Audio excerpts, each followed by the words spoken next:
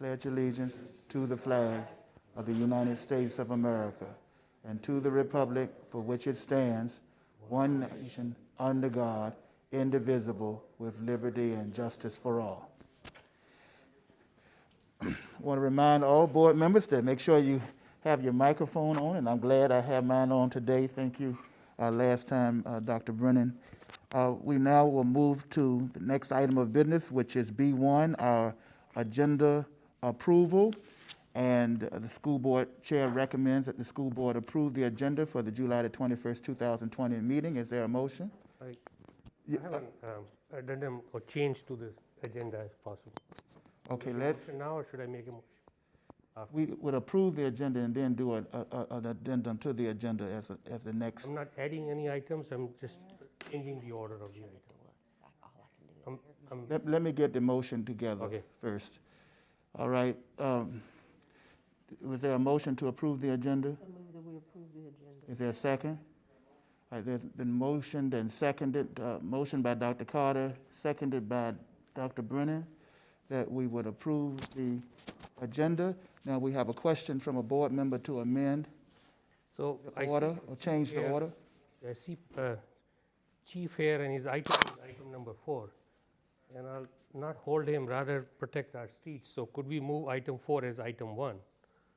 And that way we can discuss SROs as the first item of discussion, as a courtesy to our chief. I second that amendment. All right, it is, I'm assuming the amendment has been made by Dr. Gupta, second by Dr. Nillis, that we would change item D4 and make it item D1, and then move each accordingly. Item 1 would be 2, so forth and so on.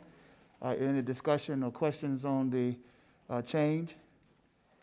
Hearing none, all those in favor indicate by saying aye. Aye.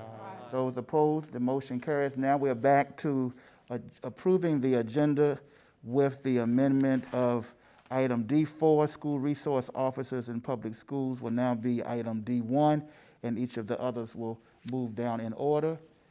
Is there a motion for such?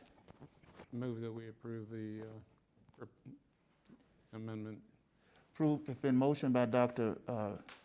Nillis for the adjustment in our agenda, seconded by Ms. Morrison. Any discussion or questions? Hearing none, all those in favor indicate by saying aye.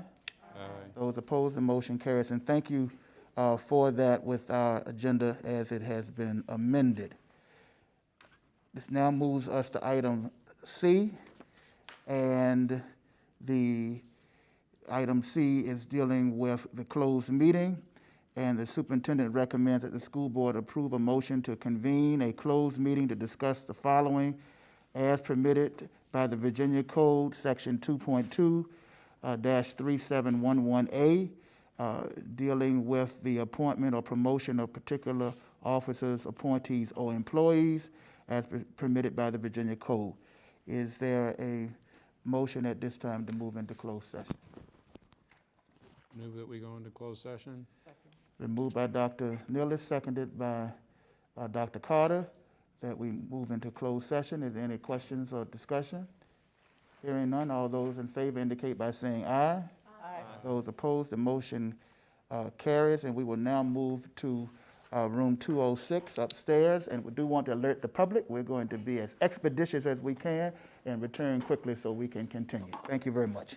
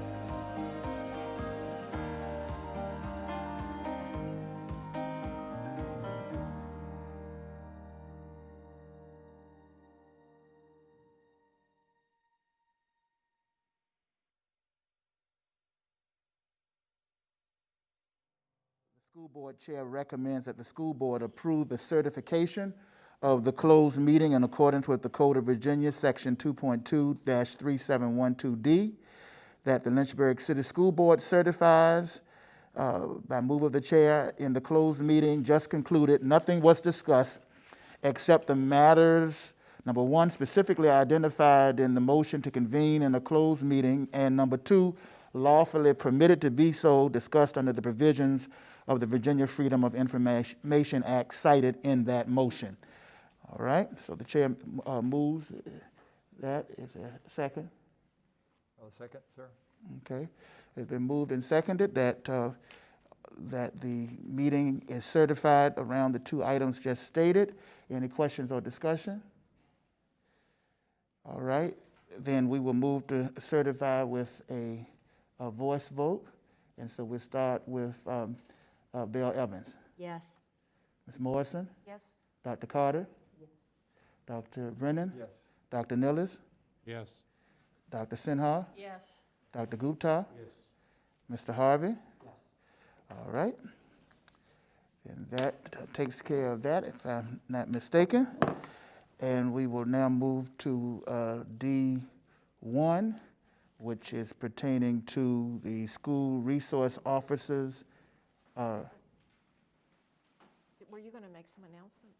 We got it. No, I'm going Oh, under you. to, I'm going to move to that one, D2. All right, D1, we have the school resource officers in public schools. And I do want to acknowledge, as we are moving through this meeting, and observing some work sessions around the Commonwealth, some of the work sessions are 3 hours. We're not necessarily trying to have a 3-hour meeting tonight. So we would ask that we would be clear, concise, and coherent and have content questions to the best that we are able. And in conversation with all of you and with Dr. Brennan, we did want to have this opportunity that we could give board members a chance to share their thoughts and reflections around the school resource officers, as there has been many emails and other public comments that have been made. And as we're getting letters in support and not in support, I want to encourage us that we need to get the input from all employees, students, and parents, maybe through a survey or maybe eventually listening to us in the future. But we have a memorandum of understanding that we are to review in December. So it is our hope tonight that you can raise questions and thoughts in that regard on this agenda item. If I'm not mistaken, I believe that our Chief of Police, Chief Zudema, is here tonight, and Officer Ramirez, who works with us closely at EC Glass. And board members, they are here so that if you have a question, content questions, for them, they would be able to come forward. But I'm going to ask Dr. Edwards to make a statement, and then we'll move on in this agenda item. Absolutely. And our relationship with school resource officers dates back for quite some time. And even since I've been here, and I don't know that the public is aware that each year the school administration, which is central office administrators, as well as principals, assistant principals, we have a group training together with our school resource officers. And it is one of those times where not only do we get to learn about everything in the MOU, but it's an opportunity for us to learn about them as people and them learn about us, and for us to get a little bit of taste of what their world is like. But what I will say is they also get a taste of ours and the need to really approach our kids as kids first, and helping us with that. So I have been appreciative of our relationship with our school resource officers, and also just for public knowledge that they do participate in a lot of activities that our school has, from reading to kids, showing up on times when they don't even have to show up, just to be there in support of our children.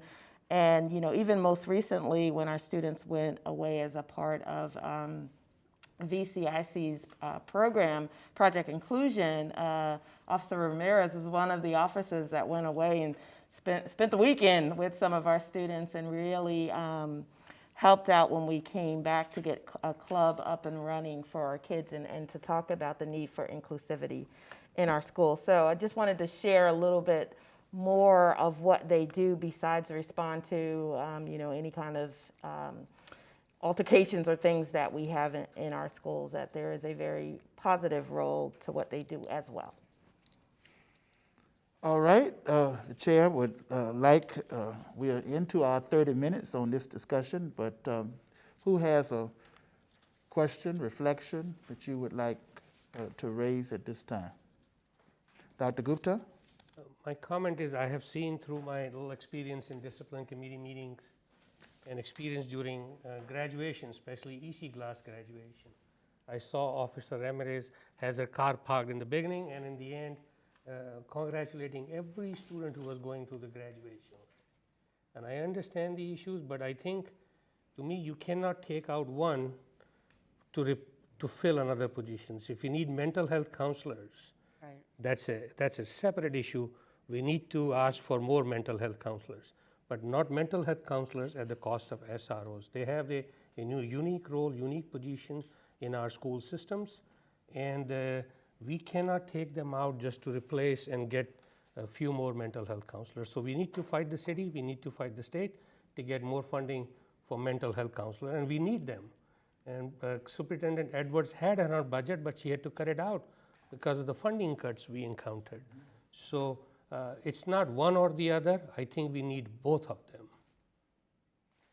Thank you, sir. Anyone else? Dr. Sinha? I would agree with that. I agree. There's ample need for preventive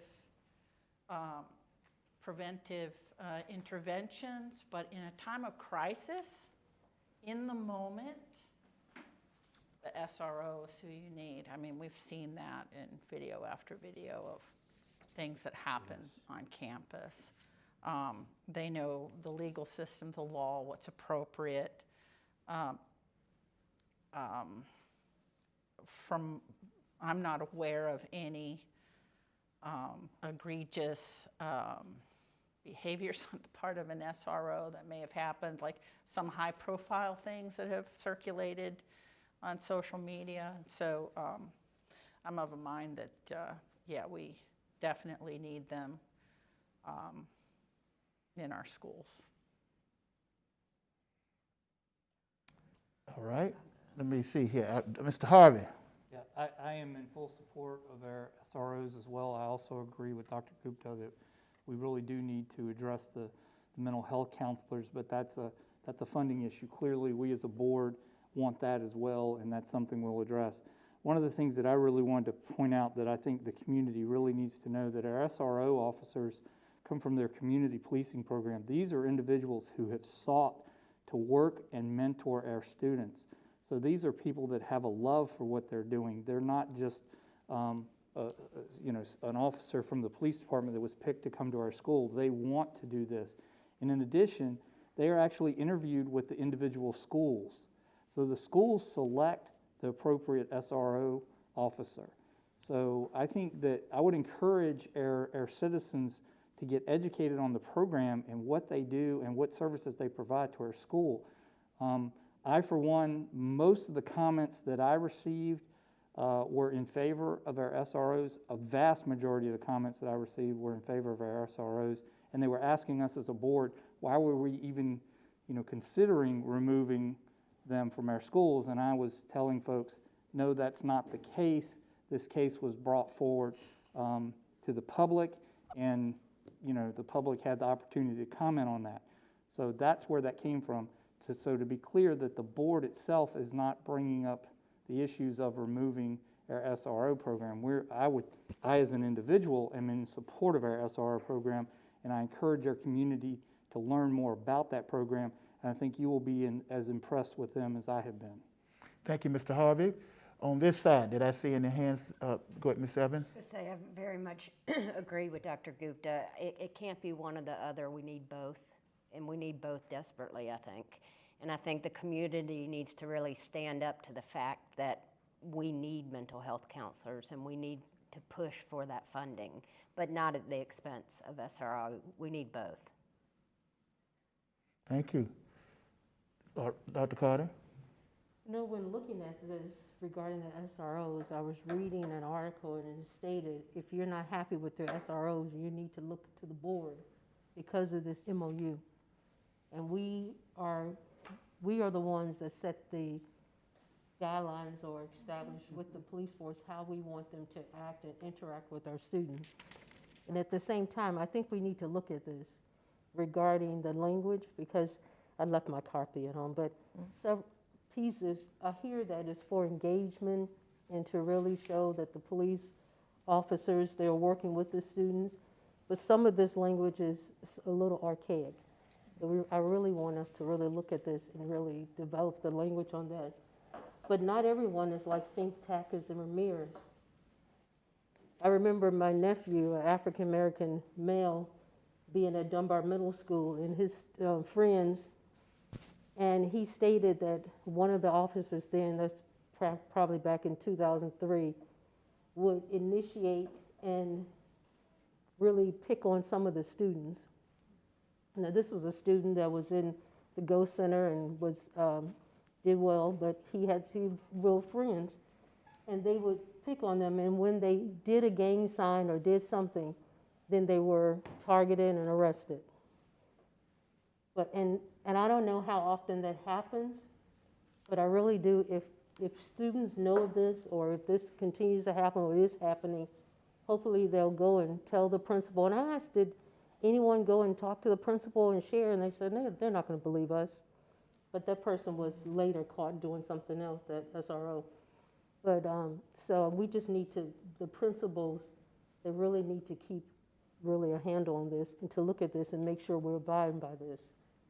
But we do need, I'm not for taking out the SROs. I've heard both. Some people that do want to eliminate the SROs, and but at the same time, people that want more mental health services. And I really think that we need both. And also to educate our staff as to when to use the SROs, not to use them for their discipline. And also the SROs to know when they are being used that's not an appropriate use of their services. Thank you, Dr. Carter. Dr. Brennan?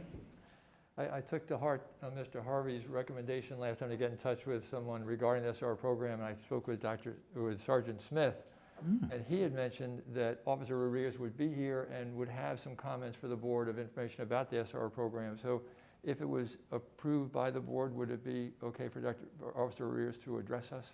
Mr. Vice Chair, in talking with the superintendent and attorney, that would be appropriate for this session. And Officer Ramirez, would you come forward and address Dr. Brennan's statement? Yes, sir. And thank you for your service. Yes, sir. Thank you. Yeah, go ahead. Right. Would be good. And the camera can focus. You at the podium or? Yeah. If you can see back there, you can.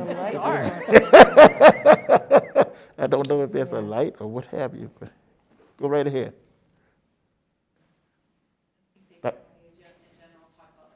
Yes, sir. So thank you guys for letting me be here. I've been with the police department for 10 years now.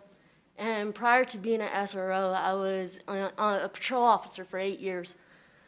I put in for the SRO unit because my passion was for kids. Before being an SRO, I was involved with the community as far as with the Girls and Boys Club, doing anything that I could to be involved and be a mentor to the kids. I'd be playing in the park with them, buying them McDonald's. Like, I would see, my heart has always been an outreach toward the kids. I grew up in a poor community, and I was fortunate enough to see officers who would patrol our community and actually engage with us, check on us, give us a popsicle. Like, it was amazing. So, you know, that was one of my heroes from being little. So when I had the opportunity to put in for the SRO unit, I was truly grateful and humbled to be able to get my position that I was. I graduated from Heritage High School, and So I'm all about Pioneer Pride. But when I went to UC Glass, I was just like, oh man, now I'm a hilltopper? Like, what is this? And I would tease my administration all the time, like, no, like, Pioneer's got this, like, this, that, the other. But it was so quick that I realized that it wasn't about who I was anymore or what it was. It was about the students there. It was about supporting the students, and it was all about them. And quickly did I find out that I was a hilltopper all the way. And I love my kids. I love them to death. You know, there's a lot of things that people don't see behind closed doors. And one of the things that I have the opportunity to do is I have a really close relationship with my administrators, you know. And more so, I have close relationships with the teachers too. And as I've been there for 3 years, my relationship with the students have become even more tighter than any of those. I truly love the fact that I can walk through the hallways, and there used to be a student from 2 years ago that would never say, "Hey, Officer Ramirez, how are you doing?" They would have that mindset of, "Oh, it's just another officer," to now where I walk up and they'll give me the hot, like, "Hey, what's up?" And it's like, hey, like, you know, to me, that's the greatest feeling in the world, because I impacted that student in some sort of way where they're now having enough respect to me to say, "Hey, how are you doing today?" You talk about, again, being behind closed doors. There's several of these kids in LCS community in our schools that don't get to eat every day, that don't have a warm house to go to, or don't have a family that loves them. And I thank God that He's given me the ability to reach out to these kids and be that opportunity for them, to mentor them and give them that extra love and that encouragement that they may need, or give them a peanut butter sandwich or granola bars from my office, or water, or whatever the case may be.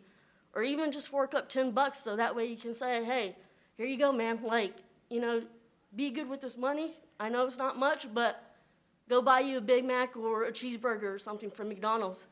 And I'm not just saying this from mine, but a good majority of our SROs that I've known, that I work with, do a lot of this stuff behind closed doors. We talk about building relationships within the SRO. And I'll tell you what, last year we had, it was tough. It was tough. We had a loss. And we lost one of our students. Well, I was at the award ceremony for the police department. And I get a phone call saying, "The student has been shot." So I'm getting text messages, I'm getting phone calls, and my mom's sitting right next to me, and I said, "Mama, we gotta go. I gotta go get my uniform on, and I need to go over to the hospital. One of my kids has been shot." So leave the award ceremony, go over there, get ready, get my mindset, put on a different hat, ready to work, and I get there, and there's a bunch of my students there, coaches there, some staff members there, and everybody is angry. There's some students that are sad. Everybody doesn't know what's going on, but at the end, they all wanted to go inside this hospital to go pay their respects to the student. And it was chaos at that time. And if I hadn't been in the position that I was in, I was able to actually figure out who my leaders were from the football team and say, "Hey, I need you to step up tonight. I need you to help me out with getting everybody here, all the students. I'm going to talk to the coaches, but we need to get everybody that's at this hospital and get them into Glass and get them into our gym." And I knew if I didn't do that, one, we would have had some students that were super upset and may have been put in cuffs that night. We may have had parents who would have been upset because we would have to push students away and tell everybody to go home. But as much as I knew why they wanted to be there, they wanted to show that love for that student that was at the hospital. And anyways, I called my administration and I said, "Listen, I'm at the hospital right now. I'm going to go over to Glass and I'm going to open up the gym." And my administration automatically supported me 100%. They said, you tell us what you need to do, what you need from us, and we'll be there. So we all got to Glass, and kids started pouring in. People from the community started pouring in. And we were able to fellowship with one another. We were able to cry in the gym. We were able to laugh. We were able to tell stories. And for those 8 long hours, I think we were there till 3 o'clock in the morning, we finally said, okay, everybody, let's go home. This is going to be the game plan for tomorrow for school. If we need to all come back into the gym, this is what we're going to do. But again, you know, people don't know the relationships that we're building with these students within these schools. Like I said, if it wasn't for me being able to find those kids that knew exactly like how to be on my side and actually help me lead these kids to the school, it would have been impossible because I'm just one person. But now I had the back of all my kids there. And it was just incredible. It was incredible how our whole school actually ended up bonding with one another and fellowshipping with one another.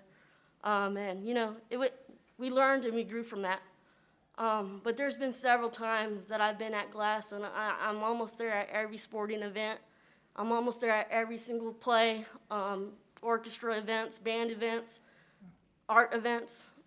I'm there. I'm there, and it's not just because of me. It's because I want to be there for those kids to show them, like, you got people backing you up, and I want to see where they end up, where they actually end up in education and what their goals are, and actually get to see them be successful.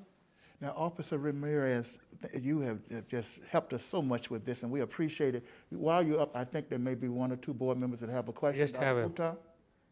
I'm sorry, I'm going to say Are you something going to yield to Ms. Morrison? Or yeah, you- I wanted to say something to Ms. Ramirez. Can I? Yes, please. You know, I'm proud of you personally, and we're lucky you work for a school system. I hope I'm not divulging any privacy information, but I've seen you in the discipline committee where you broke your hand. And you broke your hand, but you decided not to press any charges. We asked Ms. Brown, where is the officer? Why? She said, no, she doesn't want to press any charges. So from first-hand experience, I saw you really care about these students. Thank you for what you do. Thank you, sir. Really appreciate that. Ms. Morrison? I too want to thank you for what you do.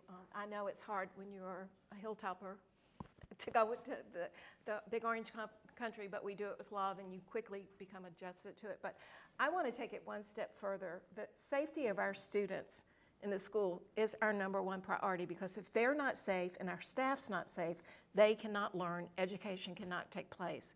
And it was decades ago that I had the privilege of starting the first SRO program at Glass. And out of that came a safe school plan that we never had before, and that grows and develops every year. And the schools rely on your input and your implementation, and your contributions are just invaluable. And I do understand what Dr. Carter says about looking at the language so that we're all on the same page. But I am so appreciative for what has happened in the past and what will happen in the future for you help us with our students, and that comes from the heart. So thank you. Yes, ma'am. Thank you. Thank you, Ms. Morrison. We have 11 minutes left on this discussion. Dr. Nilles? Yeah, I want to say thank you to you personally, even though you're at Class and all my kids went to your It's okay. No, your personal commitment's commendable. I personally have been impressed with the SRO program overall. Our memorandum of understanding was revamped, I think, pretty significantly 4 or 5 years ago. That is correct. And it's very clear if you go through it, and it was reviewed, I think, 2 years ago. If you go through it, it's the SROs are not there as a disciplinarian. Absolutely. At all. That's staff's concerns. And SROs are there as a resource to build and establish relationships and support the students as well as the staff. And there is a safety issue too. So thank you. I appreciate it. It does take a particular commitment to work with the kids. They're great. You're great, and I think this is a good program for the division overall. So, Yes, sir. Thank you. thank you. I would like to weigh in as the chair. Certainly so far we've heard that we need to address mental health issues going forward, and that's a funding matter. We need both desperately, and I would concur. We're going to need to revisit the language of the MOU. Dr. Nilles, thank you for your last statement. Dr. Carter earlier, Ms. Morrison agreeing. So the whole spirit of tonight is that we value our public. Any concern that the members of the public have, we as a board want to be quickly responsive to it. And so we're looking at this in December, and it's for that reason that we wanted to entertain this tonight with comments. I would like to just briefly state from some of the comments that I have heard, questions that want to know, has the school board received data from the police department responding to questions of the amount of times the SROs have been engaged in discipline problems with the schools? And of course, Dr. Nilles just made a powerful statement in relationship to that, but there are persons who want to know how many charges have been filed to the courts about students, and what types of charges have there been, and to what degree have they been disorderly conduct. And to that end,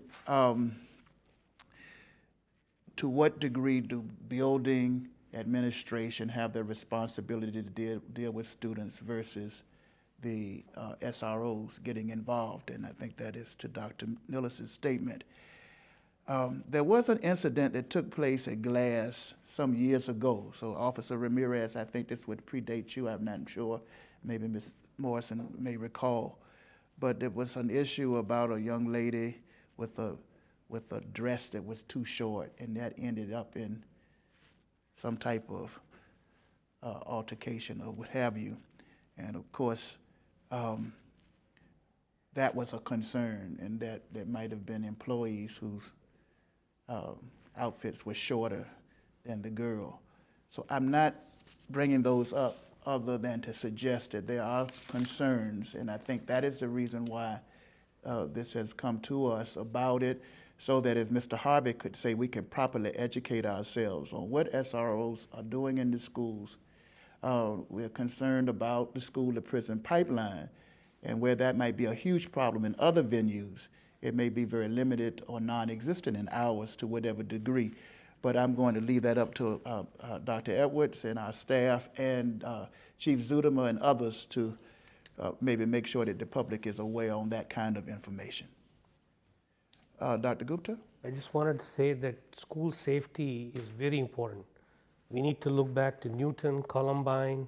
These SROs are the first line of defense when it comes to protecting our kids in a very unusual outlier observation I'll mention. So it is, in the modern day time, it's very important to have, you saw the Miami, it was Miami or somewhere in the Florida, where the SRO was the first person to respond when the shooting was going inside. So to me, they are very important element of the safety of our kids. To take them out, you're increasing the response time where a 911 call will take to respond to a school. All right. Mr. Harvey? Yeah, I just wanted to throw something out there that I would like for both the administration of our schools and the administration of our police department. As a supporter of the Career Technical Program, I would like to see if it's possible that maybe we could get some type of police training program within our schools, within our career tech programs. I know we tried it with the fire department, with our EMS staff. I didn't know if that would be possible, that we could have a career course on law enforcement within our schools, because I think if our students have a better understanding of what law enforcement might be, that might be a path that some of our students would like to take. Chief Zuderma? Yes, sir. Mr. Chair, Mr. Vice Chair, members of the board, thank you for having us. We appreciate it. I believe we have that actually in place at EC Glass, and my understanding is heritage students are also eligible to come over to partake in that. I believe it's been going on, don't quote me, for around 5 years or so, and that's a program we've been deeply involved in. I've spoken at it on several occasions, and we try and bring in a variety of folks to expose them to that program. And the next step of that is we used to have a cadet program at the police department where we could hire 18-year-olds right out of high school. That's been unfunded for a little while. We're hoping to get some funding back to that so that we get these kids really excited about it in high school. There's an avenue and kind of a way to get them in further, but we certainly continue to support. All right.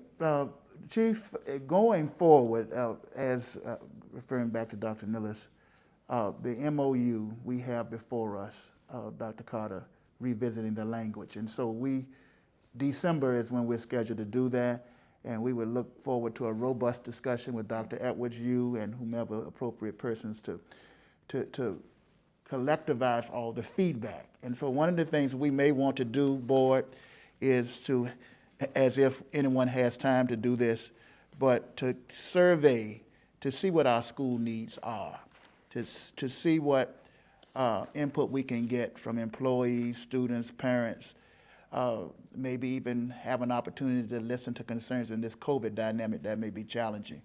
But if we can put all of the information together and be able to constructively sit with you, any of the questions, try to answer them the best you can prior to, and then we can revisit our MOU and bring something back that will reflect the best practices and will of our community and the needs of our students, staff, and safe homes, if you will. Would that be all right? Yes, sir. I'd be more than happy to help with that. All right, thank you. Dr. Gupta? You know, you will always have one or two outlier observation of somebody treated, but overall you look at majority of time the SROs have been very helpful and caring for our students. The key word is the caring. I've seen that during graduation, I said before. So they're part of the family. They're part of the LCS family. So take them out is like removing a family member, and that doesn't make sense. Thank you, sir. And it speaks volumes of Chief Zuderma and Officer Ramirez coming and being with us today. Thank you for the continued work that you do for Lynchburg City Schools. Thank you, Chief. And thank you for having us. I appreciate it. All right. All right, we will now move, if the board is ready, we will move now to item D2, dealing with the whole notion of our human resources report. Dr. Edwards. Absolutely. So I am going to ask Ms. Saunders to make the addendum public. And it is an item that has our resignations, retirements, as well as new appointments on them. So it is the only item on the board tonight for action from the board. So Ms. Saunders, are you able to make that? Okie dokie. Thank you, ma'am. And then I will comment after the board votes. All right. There is a desire of the superintendent for a motion to approve the human resource report, item D2, with the stated information included. Is there a motion? Move to approve the personnel report. It's been moved. And is there a second? Moved by Dr. Nillis, seconded by Dr. Carter to approve the personnel report coming to us tonight. Are there any questions or discussion? Hearing none, we'll move to the vote. All those in favor indicate by saying aye. Aye. Aye. Are there any opposed? Then the motion carries, and we are thankful for that. Now, Dr. Edwards, please. Yes, so I would like to thank the board because included in that personnel or human resources, I should say, report was my recommendation for the new Lincoln Elementary School principal. And with your approval, I am proud to announce that Dr. Lillian Gazlowski from EC Glass, assistant principal, will be the new Lincoln Elementary School principal. So we are so proud of Dr. G. She's been with us since 2005. She's an assistant principal at EC Glass with a background in English and a passion for kids. So we're looking forward to having her join us in a new role as the principal of Lincoln Elementary School. Thank you. We don't make any statement about Ms. Day, do we? I can, if you want to. I Would you certainly can. please? Absolutely. And I will also like to add that while Ms. Saunders is sitting here as the deputy school board clerk doing a fantastic job, with that vote, the board has also found a new board clerk, school board clerk, a new position, but not a new face, none other than our own Tina Day, who has worked with Lynchburg City Schools for over 25 years.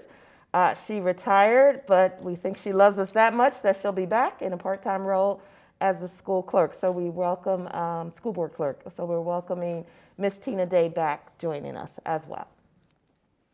All right, thank you. And Barbara, ongoingly, thank you for all of your great support. This is a work session, and if somebody wants to clap, they can. If you don't want to, they can. Thank you, Barbara. All right, this moves us now to D3, and we will have a presentation that is coming for us on Gaggle and SpeakUp. And Dr. Edwards, you will lead us. This will hopefully be 30 minutes or less. Yes, it will. And I'd like to invite to join me two of my directors, Ms. Brown and Ms. Pugh, who have been working around the clock with our staff and students with our Return to Learn plan. And part of what you're going to learn about Gaggle and SpeakUp is how important it is as we look at our both blended learning and our remote learning and just our kids being very busy online. And as these two will present to us, how we're going to keep them safe while they're engaging in our wonderful program. So I will turn it over to Ms. Brown and Ms. Pugh. All right. Thank you so much for having us here, board members and Superintendent Edwards. Tonight we're going to go over some pieces of the Gaggle safety management piece and the SpeakUp tip line. Since 1999, Gaggle has been a leader in helping K-12 school districts manage student safety on technology that's been provided by the school division. They use both a robust combination of artificial intelligence that they have developed, as well as trained safety experts in their safety solution to proactively assist us at the division level and the school level, 24/7, 365, in the prevention of lots of things that involve students, from suicide to inappropriate behaviors, school violence, threats of harm, those types of things, including bullying. Most importantly, they have a presence in all 50 states in helping school divisions manage and really be proactive in avoiding some of the tragedies and saving lives, while also helping us to protect our liability. So the safety management, again, is the piece that will help the IT department really in terms of scanning and looking at things that are happening for our students in 5th through 12th grade in their Google Suite for education accounts. The SpeakUp tip line, which Ms. Brown will speak to in just a little bit, is more around it's still 24/7, 365, but it is a anonymous tip line where students can use their technology, a phone, to report something that's happening. So why Gaggle? For us particular, it's real-time analysis and review of content, of student content, going through the Google Suite for Education.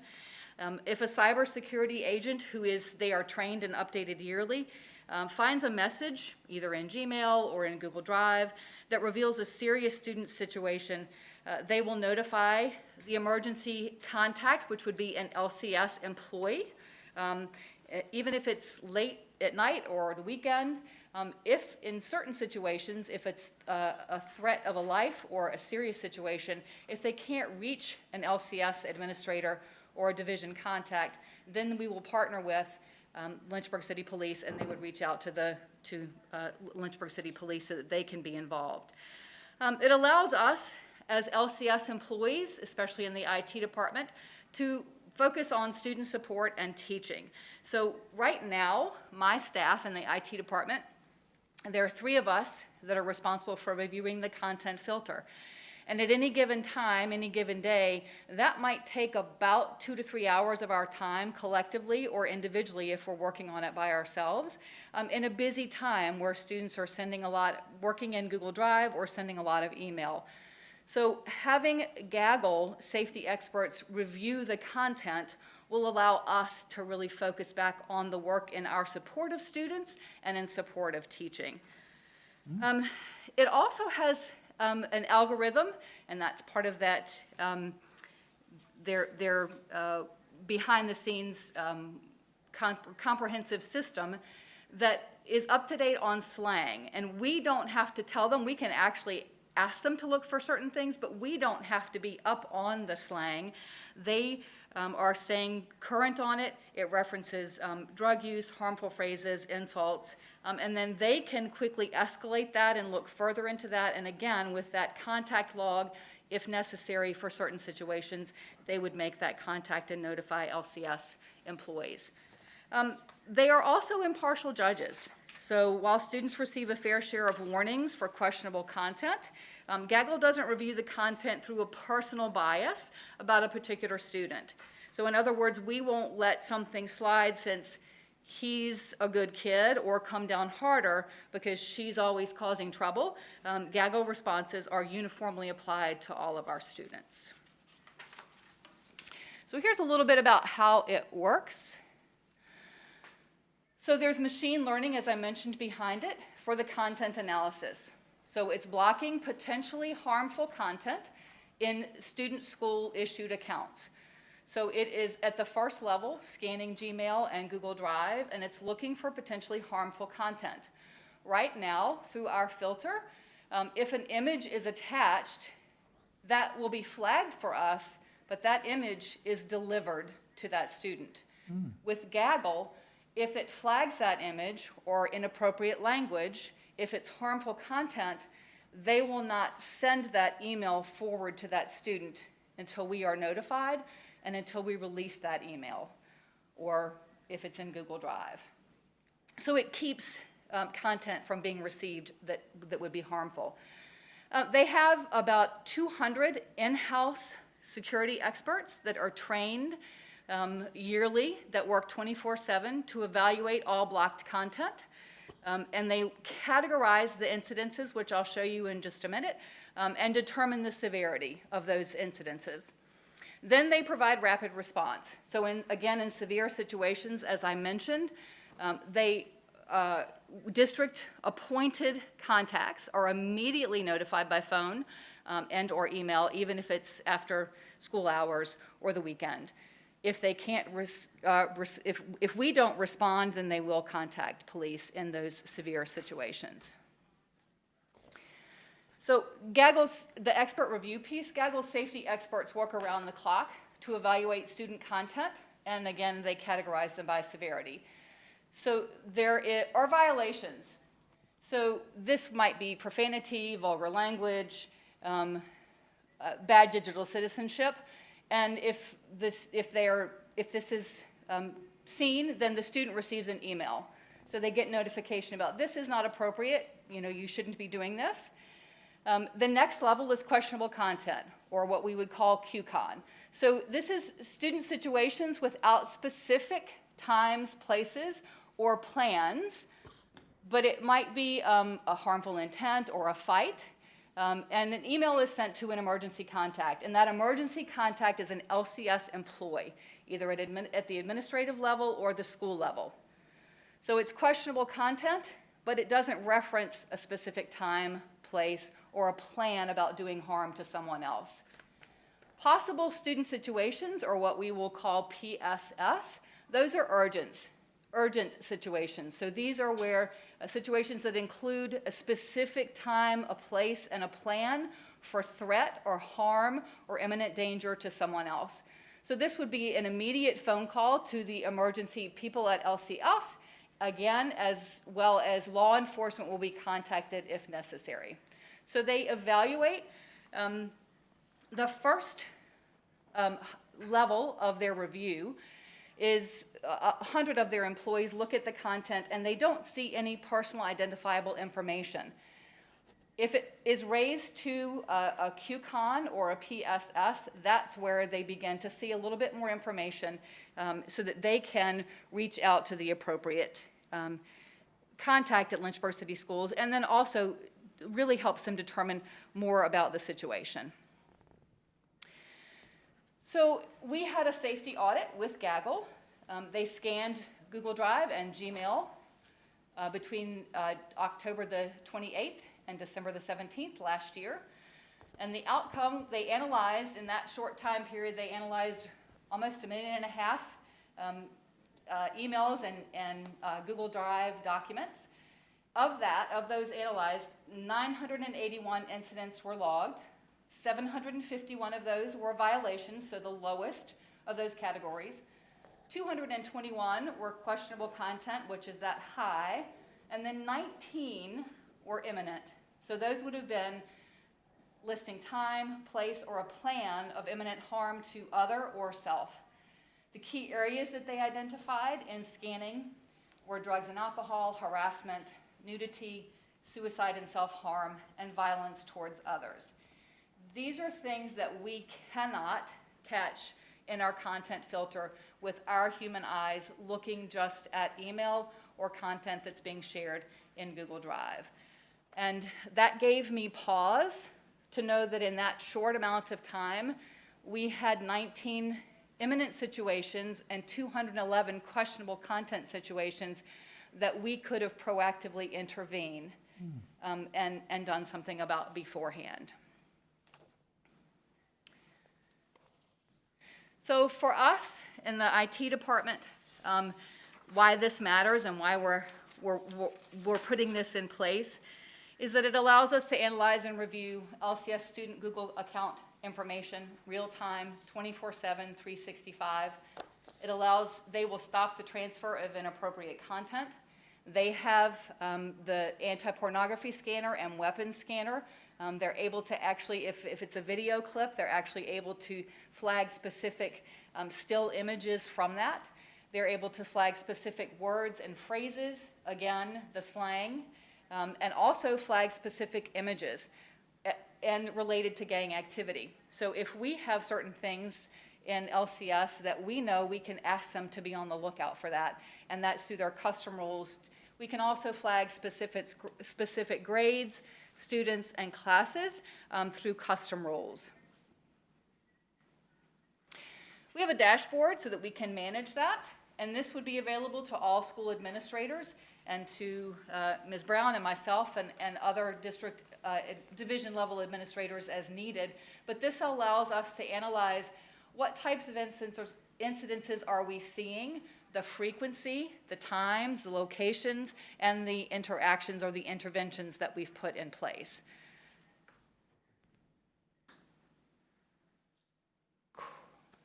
I'm going to hand this over. I'm going to pull up, as Ms. Brown's getting ready, I'm going to pull up this video, which will go over the SpeakUp module of the Gaggle safety management piece. And as I pull it up, she can give you an introduction. So, as we're working hand in hand with the information technology department, we care about our students. We care about the social emotional health of our students.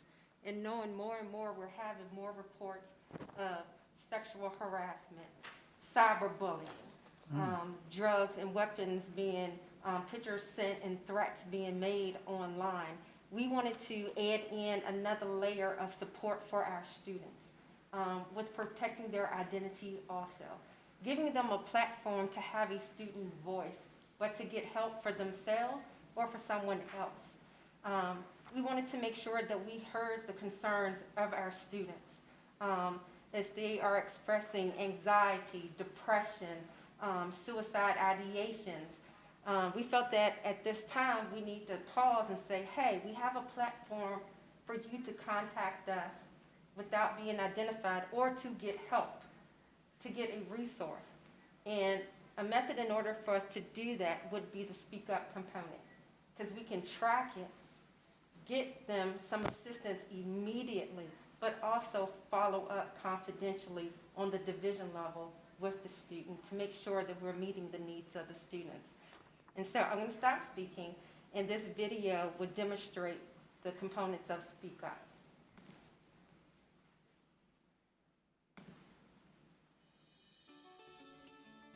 It's not easy to be a teen in today's society. The academic stress is intense, and social media has increased public scrutiny, judgment, and bullying.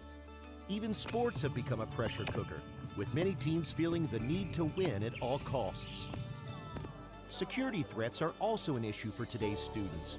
School shootings have become a national crisis, bomb threats are a commonplace, and teen suicide is on the rise. Your students are the best line of defense to protect your schools from these threats, but they are often reluctant to speak directly to an adult. Encourage them to speak up with your school's own cyber tip line. SpeakUp provides students with an easy and confidential way to voice their concerns directly through their school-issued email accounts. Messages sent to SpeakUp result in an auto reply, assuring the student that the report is being looked into by the Gaggle safety team. This email also includes a phone number unique to your district that can be used for anonymous calls or texts. Meanwhile, our safety team analyzes these reports in real time, 24 hours a day, 7 days a week. We immediately alert your administration when students speak up about imminent threats to your students or schools. Unlike statewide tip systems, which go directly to law enforcement, tips sent to SpeakUp are immediately reviewed, easily verified, and allow your own administration to decide on how to take action. This also gives students the confidence to express their concerns without feeling as though they will get themselves or their peers in trouble with the law. With SpeakUp, students and staff can work together to make their school a safe and secure place to learn. Contact Gaggle today to find out how to help your students speak up. And you might ask, why did you choose Gaggle? When we looked at other vendors. Sorry. The academic stress is intense, and social media has increased public scrutiny. When we looked at other vendors, to get to the reporting, you might have to go through 8 or 10 questions. We wanted the student to be able to report it quickly and also get a response quickly. But then to be able for the school division to be notified so we could put the interventions in place within amount of minutes to hours, not in a couple of days. So the turnaround time, we wanted to make sure that we were meeting the students' needs as quickly as possible with appropriate interventions. And so that's why we went with Gaggle, because of the data piece for the immediate reaction to it. And also they have different plans in place to help us communicate with the community, to introduce it, and to make the community feel comfortable and parents feel comfortable with using the SpeakUp system as well. Right. So at this point, we will take questions and answer those. Board members, Ms. Morrison? This applies to school email addresses, not personal phones, not. Yes, ma'am. Just what accounts they have with Lynchburg City Schools. Yes, ma'am. And this would be for students in grades 5 through 12. It's just for students. It does not include staff, and it is just their LCS-issued Google account. Thank you. Oh, my goodness. Dr. Carter? Now, if they access their LCS accounts through their telephone, then it will do. If they access their LCS account. If they're using their LCS account, it will still scan it even if they're using it on a personal device, yes. Now, are students aware of this? They should be now. If they watch. Well, we wanted to introduce it to the board. Right, we wanted to introduce it to the board before we took it to the community and the students and our parents. But we do have a communication plan that Ms. Brown and I worked on with Dr. Edwards that includes communication plans to our parents, to our students, training for our faculty, training for our students, awareness for the community. Ms. Evans? I guess just one question I had, or one worry I have with somebody else looking at it, is that somebody could put in to the SpeakUp something that's non-truth because they just wanted to get somebody in trouble. It gets flagged. Nobody in there knows who the people are, and if they can't get in touch with the LCS employee that would actually maybe know the situation, it would go to the police. That's the only part I worry about a little bit. Where's the... Absolutely, and I think we will put in place a protocol so that, and we've talked about this as a leadership team with our administrators at the school level, about the importance of being available and And if a principal is the first contact and they're not responsive, and then the next line of contact is Ms. Brown, hopefully Ms. Brown is going to respond. And if Ms. Brown doesn't respond, then it's going to come up to me and then to Dr. Edwards, so that it doesn't automatically go from we couldn't contact the principal or we can't contact the associate principal, so now we're going to call law enforcement. Okay. And so in the it's not easy to put something in about something just to get back at something. Absolutely. And so they also have an algorithm about credible information and false positives. So one of the concerns from school administrators was, well, are we going to get an email, or are we going to get contacted if a student puts in a tip and says, I had a pickle for lunch today? Right. You know, that's not that is a false positive. So they have that algorithm, and they have things put in place so that it's not just going to be an immediate, well, I can't contact this person, so we're going to go to law enforcement now and get them involved. Dr. Gupta? I had two questions. First one, you answered who's in the loop. You said the principal, Ms. Brown, and superintendent. But the second, And I'll just be clear, I use that as an example. Right now, we're working on that protocol for what that would look like, but it would start at the school level in some sort and then move its way up through the division. my main question was about funding. You said $32,000 and you use CARES funding for it. So my question number one was, what makes it eligible for CARES funding? Number two, CARES funding is one-time funding. So how do you want to sustain that for the years, first year onward? Do we have funding to pay $32,000 next year? Yes, we can use Title IV-A grant funding specifically for Gaggle. So what makes it eligible for CARES funding now? Is that something to do with COVID? Yes, because it's helping us with the safety and social emotional learning of our students when they are away from us and not in our schools all the time. And Title IV does the same thing with the social and emotional learning and the threat in educating the students. So we could cover it either way. Dr. Edwards wants to speak, and then the chair will go to Dr. Sinha. Just to follow up on your question, Dr. Gupta, part of our concern with our students, regardless of what plan we choose, is even with our blended learning plan, our eyes on them, so to speak, is reduced. And their amount of time in the virtual world is now increased. And this is a way for us to keep our eyes on them. Because of the COVID, we are expecting them to be more in the remote world. But we also recognize that huge social emotional piece, the adult contact, the adult way of, when you teach class every day, you can kind of tell who's not themselves today, that might be minimized. So we really wanted some additional help in making sure that and we don't know how long the COVID would last, but even without COVID, it's still just a good backup to have. But we recognize that coming off of March 13th, when schools were closed, kids have a lot of emotions that they may be expressing that we need to catch quickly and respond quickly to. Thank you, Dr. Edwards. Dr. Sinha? Well, yeah, I was going to answer your question. I think with the added virtual time that students are having, especially those in the upper levels, this is just an added level of protection and prevention and early warning because we just have much less contact with these students.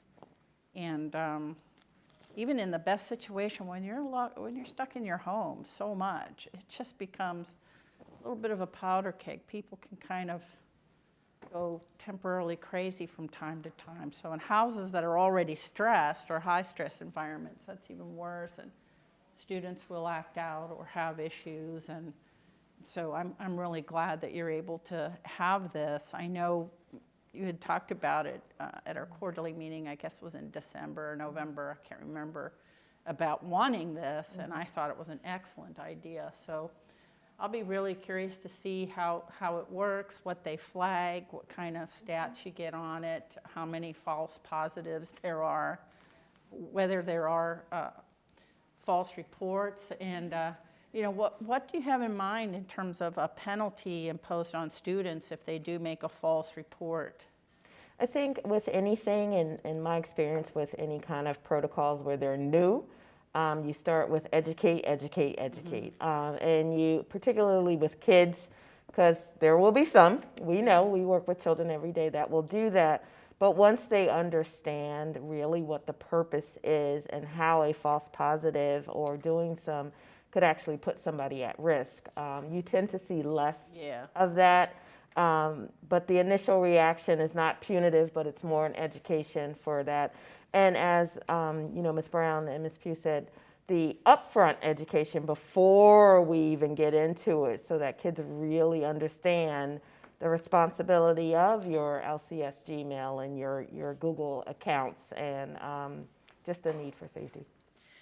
We also have to know that, and this will be how we communicate, but we have to know we're not coming at this from a punitive standpoint. That we're not putting this in place to get and say, aha, we gotcha, or, you know, with that gotcha mentality. This is for the safety and security and emotional and social support for our students, and to be preventative and proactive. And that comes with education and training and support along the way. Thank you, Ms. Pugh. Thank you, Dr. Sinner, for your comments. Dr. Nilles? What divisions have we talked with that have used this? Chesterfield uses it, Winchester uses it. There are some other divisions in the state, but I've spoken to Chesterfield and Winchester. And how long have they been using it, and what was their feedback? Really good feedback. I believe both of them have been with using Gaggle at least 2+ years. I believe Chesterfield is, this past year was their 2nd year, and Winchester is in their 3rd year, and they have very good feedback. Has this been looked at, the lawyer side of this? Yes. Our potential liabilities, and not just from, I know we were worried about protecting student information, but some of the reports, if it's serious, there needs to be a timely response, and I don't know, I can't tell for sure if that's going to be covered or if we're covered. Yes, we did work with legal counsel, and she looked at the all of the information that we had. We had conversations back and forth. She looked at all of the collection of data, the privacy piece, and so she has vetted that for us. In addition, Dr. Nilles, we sent out an email to the other directors within our region that has this program, and we gave information back to legal counsel in terms of who was using the management system, who was using SpeakUp, and the comments that they shared with us. And all of those comments were very positive when you're talking about safety of the students and looking at the social, emotional wellness of the students. Out of all of those comments, I didn't get any negative reports back, and Ms. Pugh did not get any back when she made her phone calls to those 2 divisions and the other ones that she spoke to as well. So yes, sir, we did reach out. Okay, thank you. Thank you, Dr. Nilles. Dr. Brennan and then Dr. Carter. I think this seems like a great program. You know, in the past, as I'm sure everyone knows, there's been conversation about having a hotline or having an app or some process that will do this, and this seems so much well coordinated and so much more has much resource behind it. I think also, as you know, is well known, school violence there tends to be people who know what's going on and haven't talked about it, so have the way to do that. And then, as importantly, if not more importantly, is the whole depression situation with students. Have abilities to access things, I think seems like a great plan, and this seems like a great resource. And then lastly, when we've discussed in the past, the question has always come up of where do those calls go to? If we had a hotline or we had an app, I love the idea that there's a screening, there's this machine learning in place that will screen this stuff, and you will get the pieces that really are pertinent and important. So it really seems like a well thought out program that's very well needed, and thank you for bringing it to us and providing it.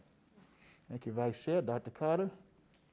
Regarding the impartial judges, what will continue this continuum of impartiality once the algorithm figures out whatever is whatever? Then the next step, when you contact that division person, how will that, is there anything in place to make sure that impartiality continues with how things will be either put into law enforcement or handled in-house? Okay. We could, yes, ma'am. What we would do is follow the same protocol as if we were doing a threat assessment. And if it felt in moderate or imminent at that time, we would follow the same protocols in terms of who to report out and who to contact. If it's coming in as an imminent, that's a decision that the principal would reach out to us, or they might have to call law enforcement, or they might have to call an ambulance immediately. You're talking about critical decisions sometimes that might have to be made. And we face the same thing right now. Even while we've been out through COVID, we still enacted our threat assessments. We've still been servicing students and families and working with those families and giving them the same level of care. So our staff has already been trained. It's just going back in and shoring up when the calls come in that we're reacting in a timely manner and making sure that we're following through our processes and protocols and tweaking them, because this will be something new. And we're going to have to do training on that.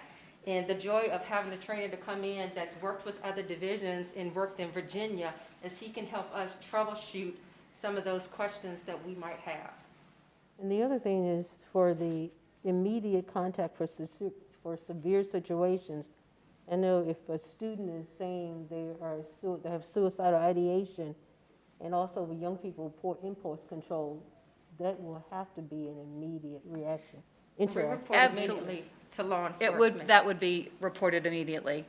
And they actually gave an example of a real life situation where it was reported to the school officials were notified immediately. They went to the classroom where the student should have been at the time, and she was not there, and the teacher indicated she had been dismissed to go to the restroom, and they got there within seconds of her taking her life. Oh my. The other one is confidential reporting. So is it actually confidential if you can follow up and find who the person Yes, is? they follow all confidentiality and FERPA laws, and the data belongs to us. They house it, they have it, but it belongs to us, and they will not release it. If it's requested, we would have to then get that, and we have the data. So I don't want anybody to think that everything is now sitting with Gaggle. We still have all of the email data, the data from Google Drive. We still back it up, so we still have access to it. It is ours. And if anyone were ever to request that, it has to come through us. They are not going to release that. All right, and I do want to advise the board, we have 2 minutes left. If it is the pleasure of the board to continue, we will. The chair recognizes Mr. Harvey. Yeah, I had two questions. The first one is, Gaggle did a test, and we have some results from that test. Did we go back and verify the validity of those that were flagged, the 19 and the 212?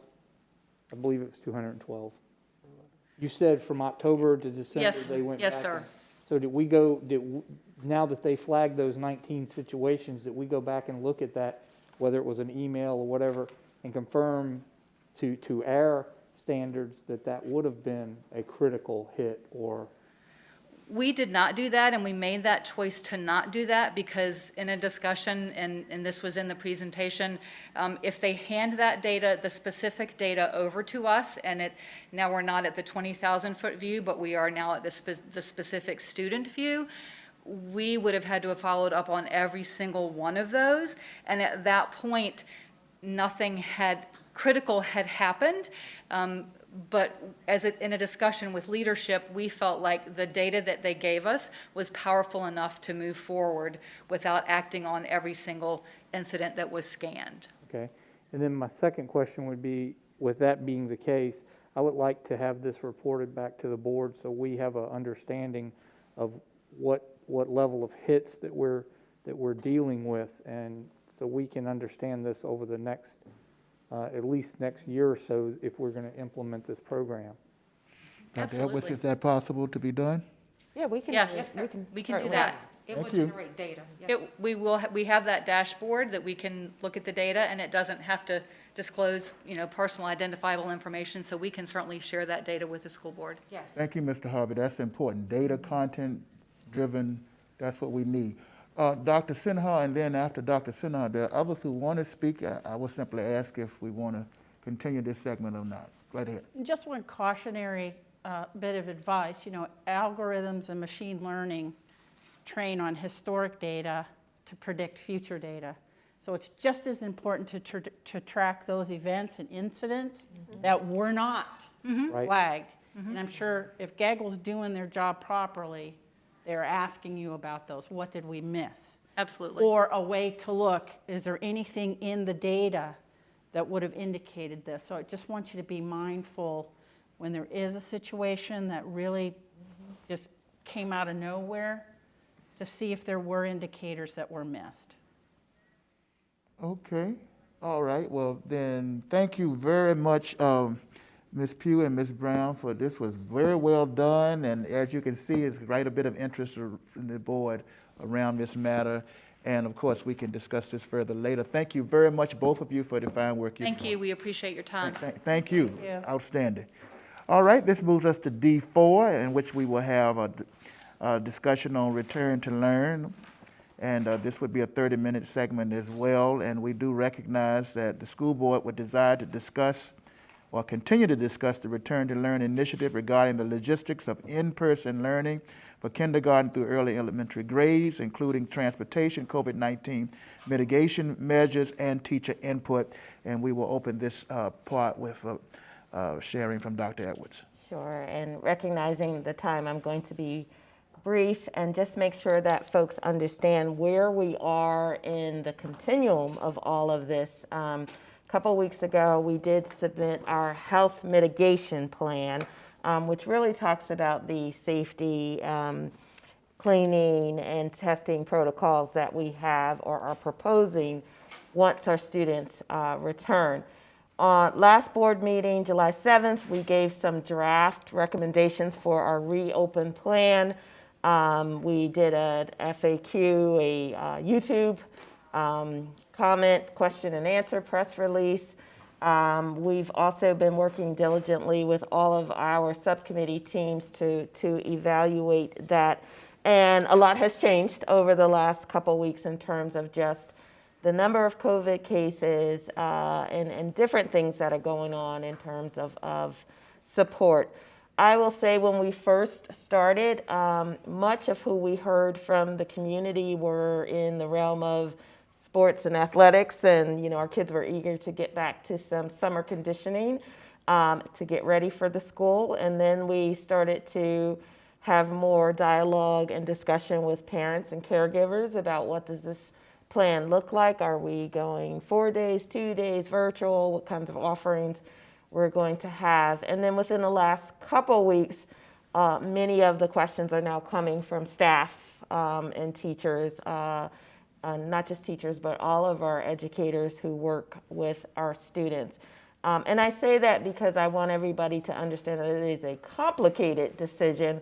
And in a school building, you have children and you have the adults that serve the children. And the decisions that we're making are based on trying to keep everyone as safe as we possibly can, given the realm of COVID.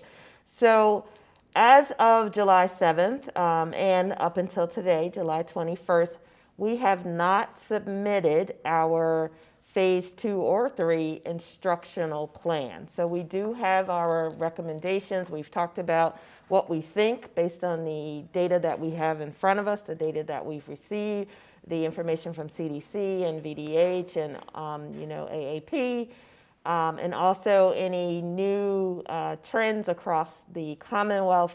But we have yet to officially submit our instructional plan. So I just want to make sure that the board understands that while we do, and we posted our draft recommendations on our website because we want to be as transparent as possible. I would say some of the concerns are, and they're everywhere in terms of just wanting to see earlier children have more days, more instructional days. Right now our plan is a 2-2-1. 2 days of instruction, which would be a Tuesday, Wednesday, or a Thursday, Friday. 2 days of remote learning, and that could be at home, it could be at a learning center, community center, and then 1 day of self-directed independent learning. So it's 5 days of learning from the children. We did redo the calendar to match our start date. The board gave us permission to move the start date for our children to August 24th. On August 24th, our pre-K to 5 will go right into 221, while our 6th through 12th graders will start completely virtual. And there's a 2-week period in there, and that's partly in an intentional way of saying, let's stick our toe in the water. Let's get some of our kids, about 50% back with our staff. Let's mitigate our transportation. I'll talk a little bit more about that, and see what 2 weeks looks like. Let's monitor our data, our interaction, our students, our staff, our families, to see how that's going. We did a similar thing when we opened up the administration building. We started with 3 weeks, half the staff and half the staff, and then we went to full staff, no public, full staff, public by appointment only. So we really are taking slow measures to make sure that our mitigation practices, including wearing face coverings, are keeping our kids and our families safe. So the purpose of tonight is to continue that discussion. I did speak about our biggest concern. Even before COVID, one of our biggest challenges here in Lynchburg City School has been transportation. And we have been before you on numerous occasions with a shortage of bus drivers, even on a good, healthy day. And that's a little bit more complicated while we're in the COVID. And transportation, our request is to have 1 kid per seat, alternating aisle and window, and face coverings are mandatory on the bus because 1 kid per seat is less than 6 feet distance. So face coverings are mandatory if parents want to use public transportation. And that gets us about 50%, 40% for some, less than that for bus capacity in bringing our kids to. We also felt it was important that all of our children within the August 24th to September 8th time get some in-person instruction. There was a lot of concern about just have the younger ones get in-person instruction and not the older students, but we recognize that they also benefit from that face-to-face in-person learning, which is one of the reasons why we had the 2-2-1 option for all of our students. We also understand that many families, it's an unknown. They're concerned about their children's safety. They're concerned if they have family members who may be compromised in the home. So we wanted to offer a 100% virtual online option for families as well. So we do have that, and we've been working diligently on putting that plan together. Just recently, I think a day or 2 ago, we surveyed families asking what their preferences are for their students. We try, and if you're listening, please fill out the survey. It is very personalized per family.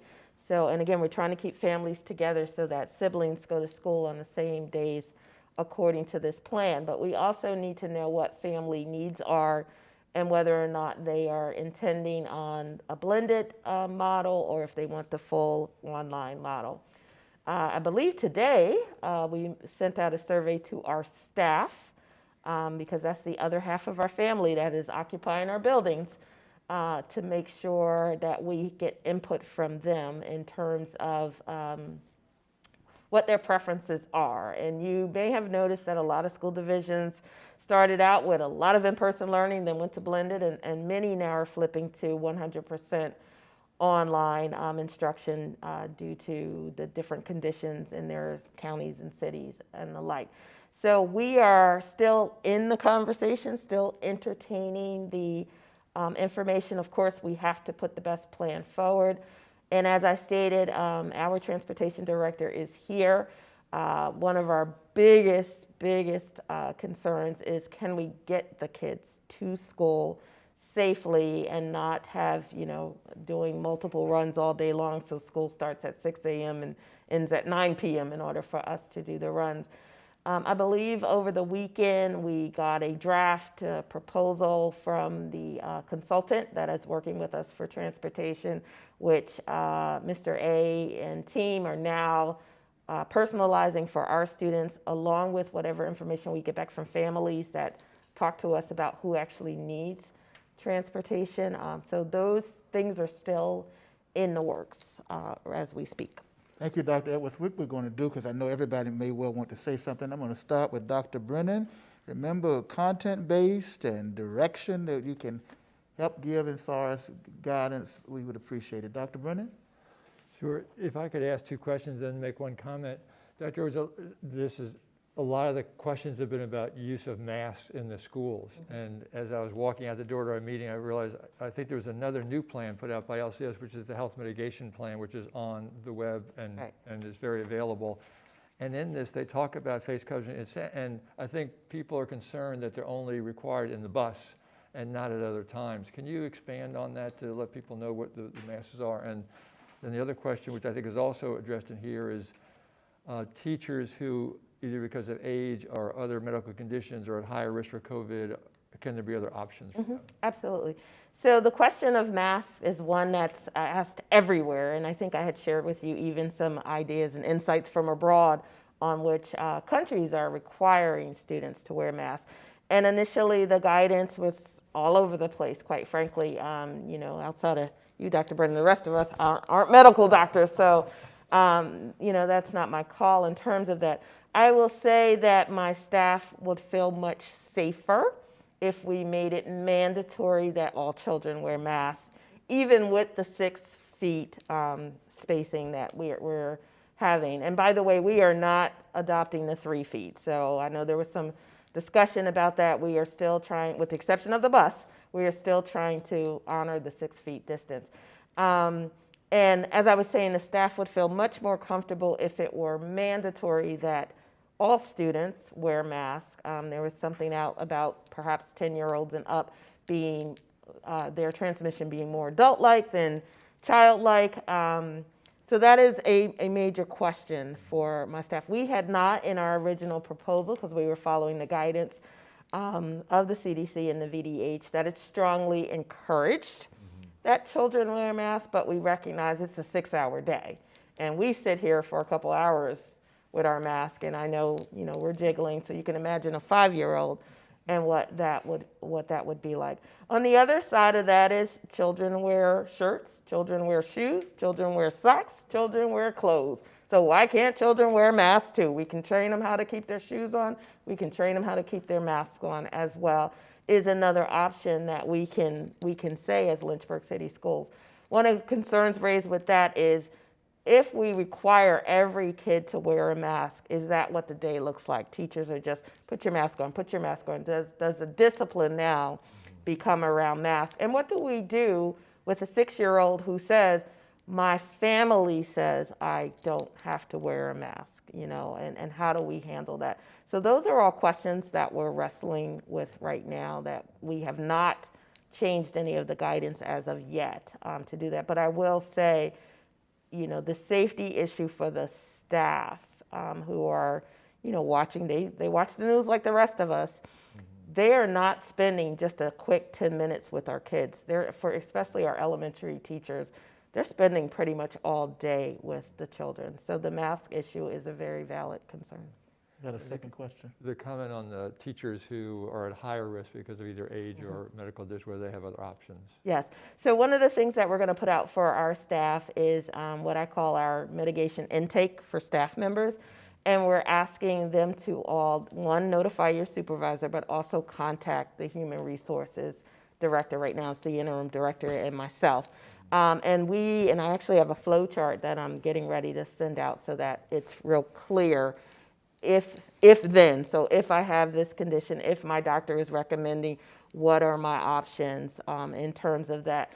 And again, we do want to be as flexible as possible with staff. We want to be able to offer them, where it's feasible, a remote option for them, but recognize that every position, as I'm looking at Mr. A, it's pretty hard to drive a bus from your living room. I mean, if that's your position, it might not be a teleworking, telecommuting position, and we may have to look at other options. There are also federal options to help with pay for things if staff test positive or those kinds of things as well. Thank you. I'll come back, Mr. Thank Gaggle, you. if that's okay. Thank you, Dr. Brennan. Dr. Thank you. Carter. Yes, I have several. I'll just cut it. What prevents us from mandating?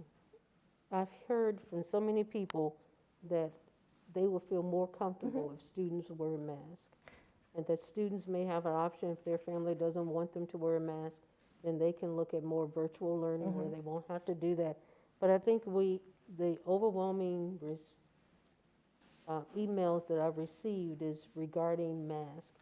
And they're going to be in the presence. And then you even talk, when they come into the school, they're walking by the attendance clerk and everyone else there, and just for the safety of all employees and the other students.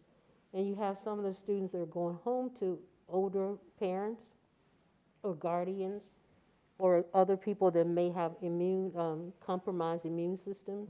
So we have to look at that also. And then just the concerns now about the number of cases in our area that are going up, and we have the Commonwealth Games, that's just going to add to that. And then employees are concerned about their leave and whether or not, will workman's comp cover this? If you, or will it have to be traced back to the classroom? Yeah.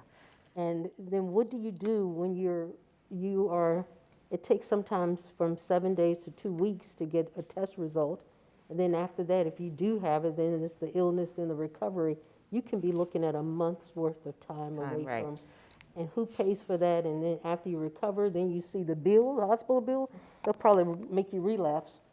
And then the other, just one wonderful suggestion that I received was, because I don't want this to be punitive for children, but a flow chart, something like what we did or you all did for the volunteer policy, where this and that, so that there'll be a concrete, so we won't have to keep on saying this. So there'll be a flow chart so people can actually see, What's and what? the students can see too. So you asked a lot of questions there. I'll try to get to all of them. What prevents us from making masks mandatory? Nothing, except for the fact that we as a community, if that's where we're going to go, recognize that, you know, as much as we're getting from staff and from families that say make it mandatory, you will also have families that will say, I don't want my child to wear a mask, and I still want them to attend a blended learning. So, I mean, we can certainly make that decision. I'm telling you right now, if I made that decision, that would make a lot of staff feel a little bit more comfortable. It is mandatory for every adult in Lynchburg City Schools to wear face coverings, I should say, instead of masks. So that is something that we can certainly entertain and discuss for the first thing.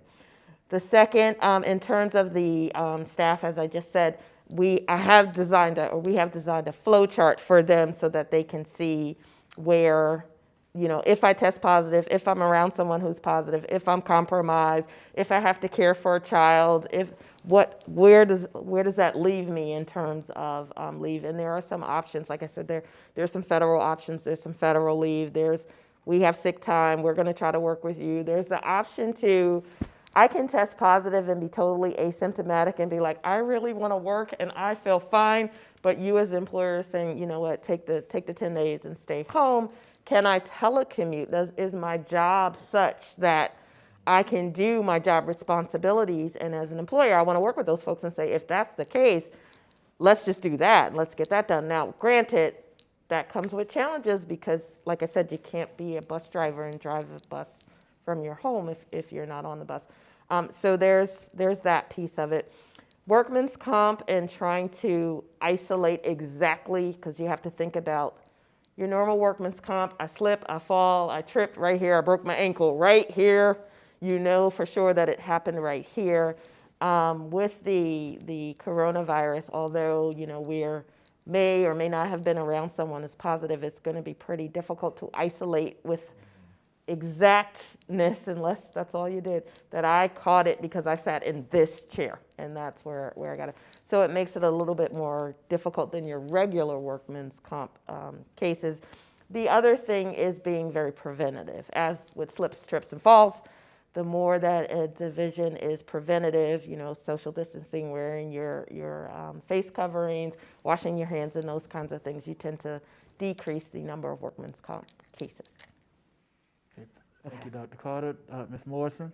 Thank you, Dr. Edwards. I did go on the website today to look at the frequently asked questions. And one of them was, if I don't want my child to ride, to wear a mask, will you let them get on the bus? And the answer was no. No. They will not get on the bus. And I go back to your story about your daughter Nora, and it's part of her everyday life. I mean, she's used to wearing them, and it's the training. And I think we need to do everything humanly possible to protect our kids and our employees. I would be very concerned at my age at working in a school because of I'm in that at-risk category. I also have been following, as I know you do daily in your superintendent calls, the number of cases are going up. As we have more and more people returning to Lynchburg, either to work or to go to school, I worry about our cases going up and our ability to handle what's going to come. A number of schools, districts, there was an interesting article in the paper on Sunday about the number that are postponing the opening of school until at least after Labor Day to get a handle of what's going on in the next 4 or 5 weeks, or at least to offer virtual learning only for the first quarter so that we could look at the data and the direction that it's taking. And I would really urge for us to also look at that. I know parents want their kids back in school.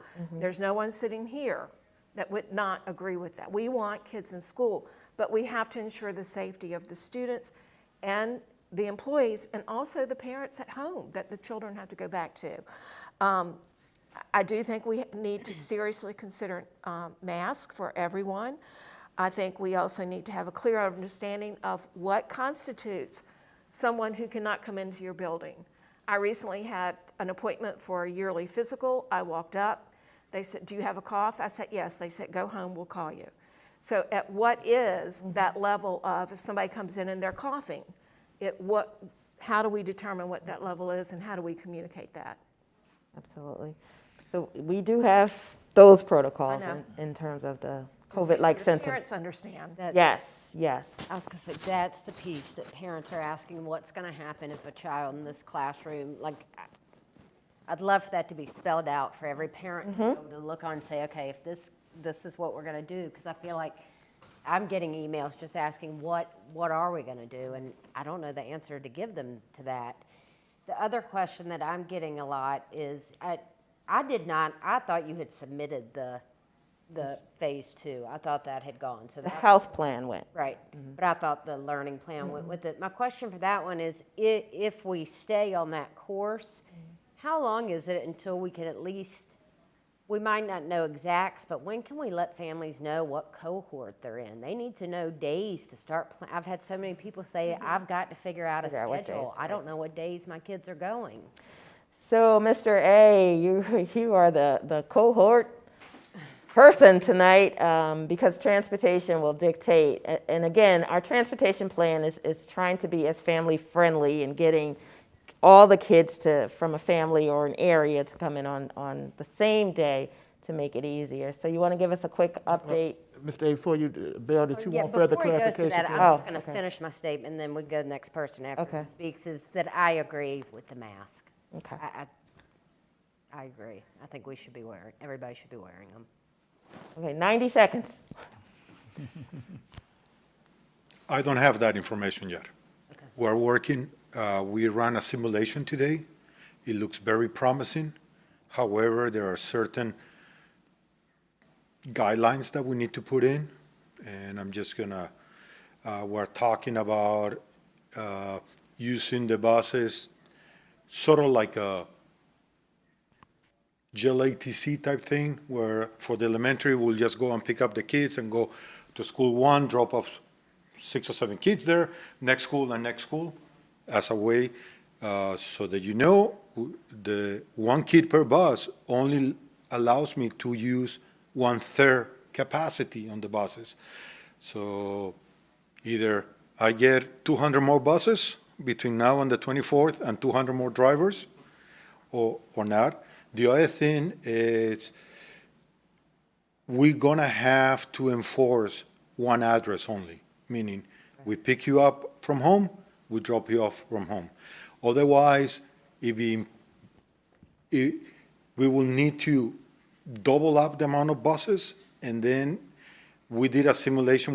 I was talking with my counterparts in Campbell and Bedford. We talk with them every day, pretty much. It's what happens if we have a positive case and the kid goes on bus 1 in the morning and bus 17 in the afternoon. Now I'm impacting all, so those are the things. I'm hoping to have some kind of cohort numbers by the middle end of next week. Once we run all the simulations, it just looks promising so far.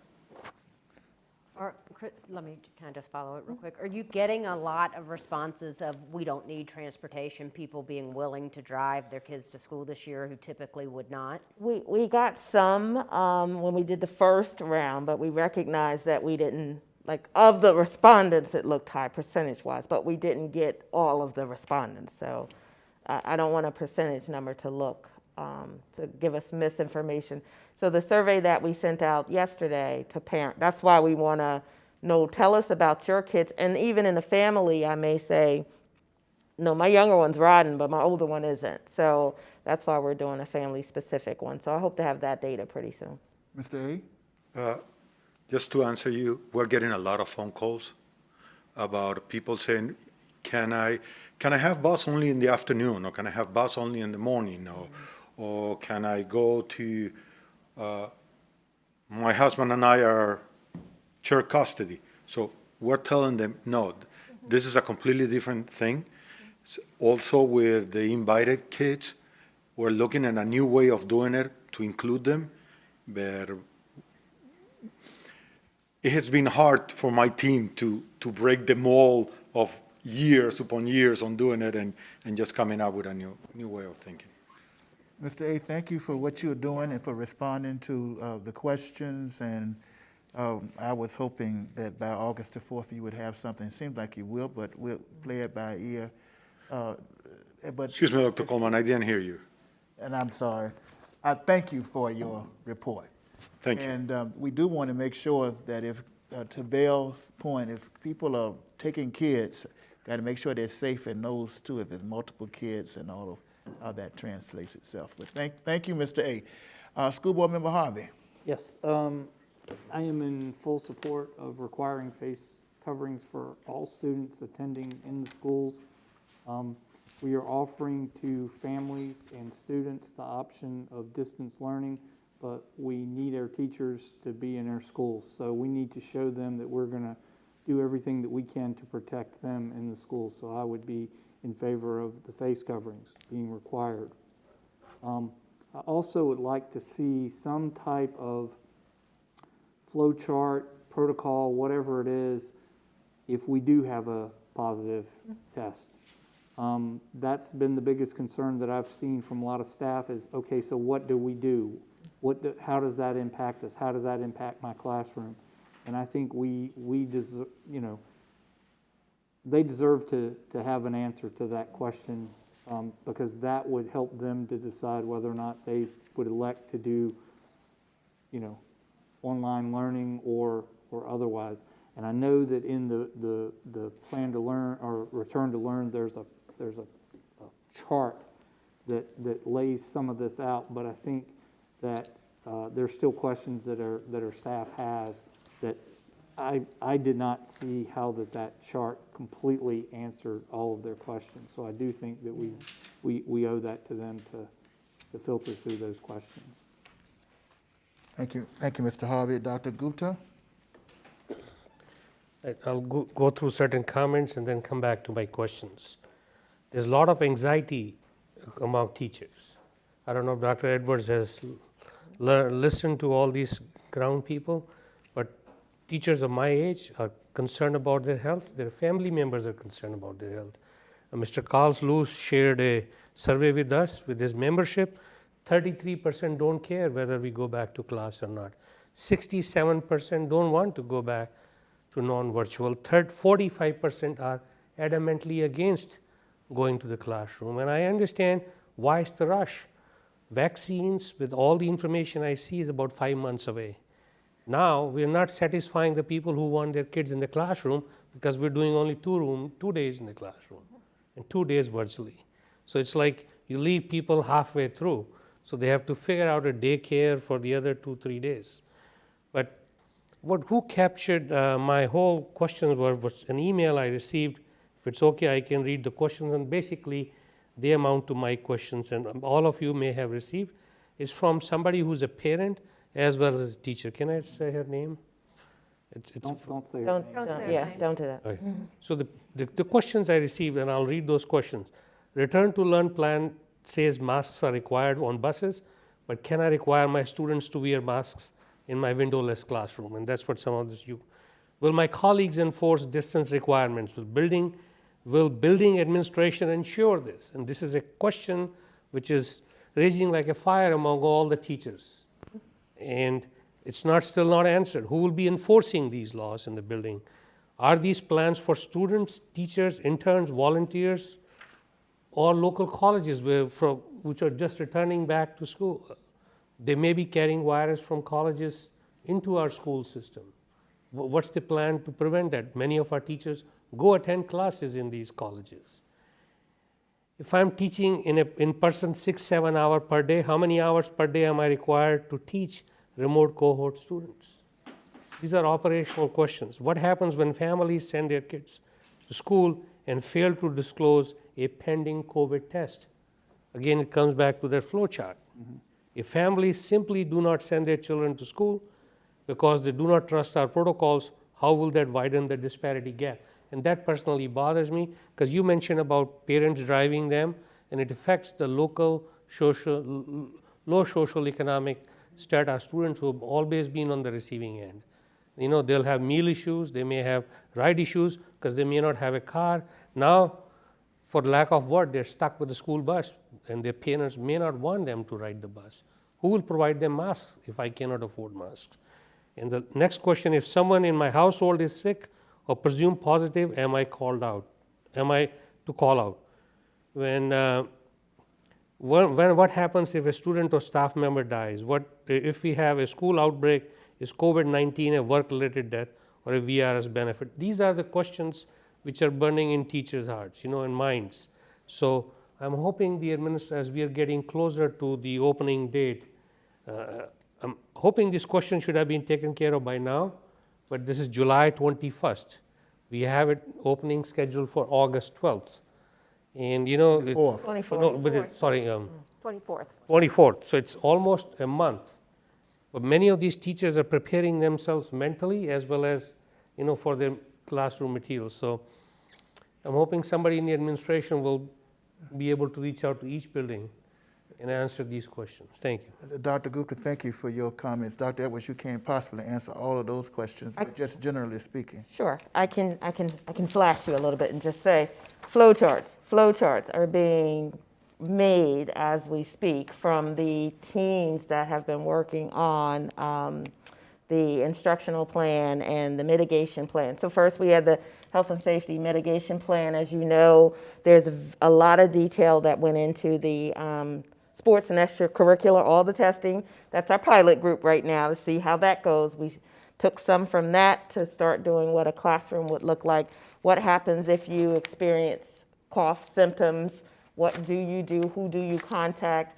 What happens if a student tests positive? How does the contact tracing work? So we do have all of those flow charts that we're kind of vetting through the subcommittees and the DREAM team, just trying to correct them and make sure before we put them out there and say this is it, that it's the right information on there. But we also want to make sure that the language is easy to follow. Some of the things that we received, and I think I shared one with you in my notes that was from a lawyer, and it was pretty intense, but I know if I gave that to my parents, that would not, or my teachers, they may not understand what that is. So we took the lawyer work and kind of put it in LCS flowchart way, and I wanted to say thank you to my team that's working on that. So to my teachers, yes, all of that is coming. We have a training on the 29th and 30th for administrators on all of the protocols, the tools, so that when a building principal holds a staff meeting, he or she can say, turn to your LCS intake sheet and let's go over this. This is how this is what this is.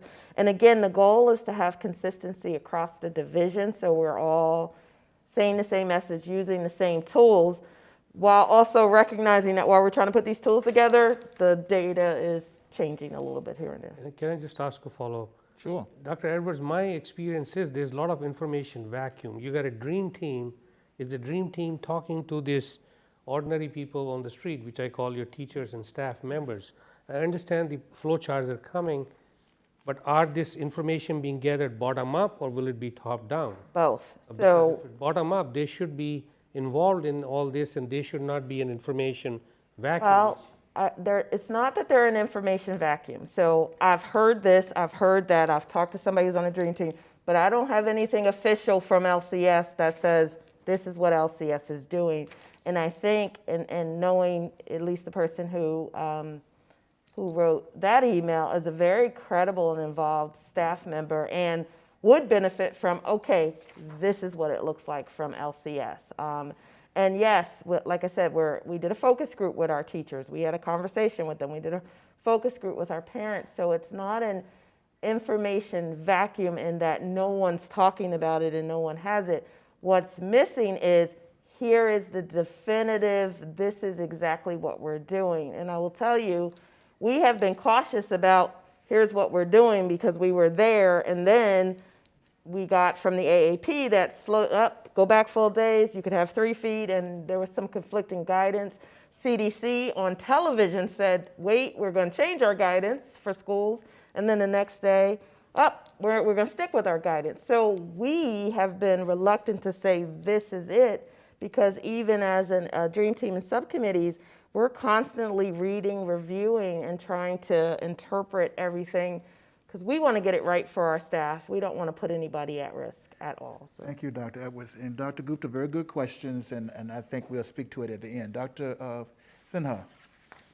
Well, if Walmart can demand masks, certainly we can. And I think there's been, just since our last board meeting, a real significant cultural shift in attitudes on wearing masks, because businesses know that if they want to keep their employees safe and working and not out on sick leave, they have to mandate masks. And I agree we should do the same.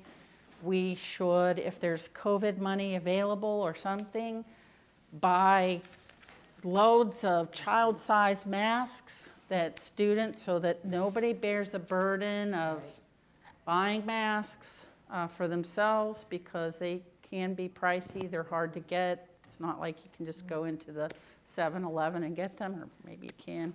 The virus is accelerating. I track for the Central Virginia Health District.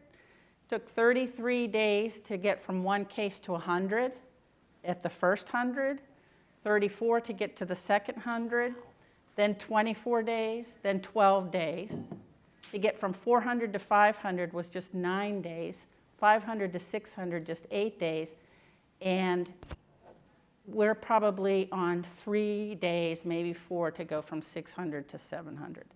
So it is accelerating, and this is summer when typically it's not cold and flu season.